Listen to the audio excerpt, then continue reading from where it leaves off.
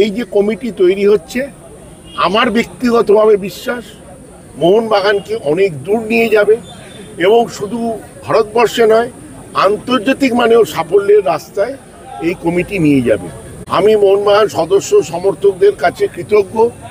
তারা এই কদিন ধরে নির্বাচন সংক্রান্ত মিটিংয়ে তারা যেভাবে এসছে, আমাদের পাশে দাঁড়িয়েছে, তার থেকে আমাদের সবচেয়ে বড় সুবিধা হয়েছে যে আমাদের সংযোগ মেম্বারদের সঙ্গে তৈরি হয়েছে।